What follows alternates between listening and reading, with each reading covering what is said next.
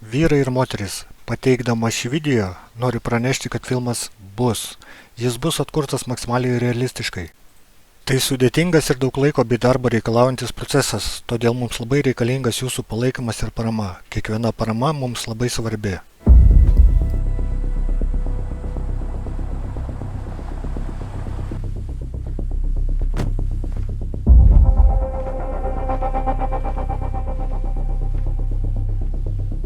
Kur keliaujate?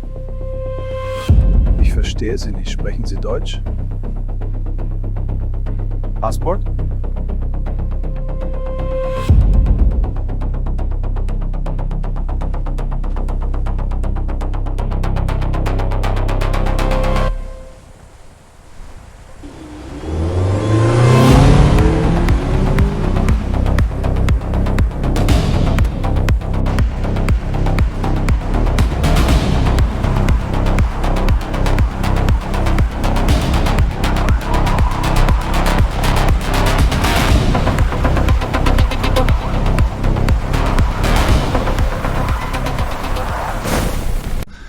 Vilniaus pasienio rinktinės pareigūnai, vykdydami savo tiesioginės pareigas pasienio ruože, maždaug apie 1 kilometras nuo valstybės sienos su Baltarusija, sustabdė pradžioje Ford Focus automobilį su vokiškais numeriais.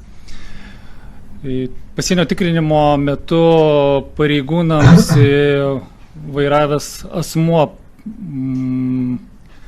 prisistatė vokiškai, kalbėjo visą laiką vokiškai. Mūsų pareigūnai paprašė pateikti kelionės dokumentų, asmuo toliau kalbėjo vokiškai, jiems sekėsi sunkiai susikalbėti, angliškai nekalbėjo vairavęs asmuo.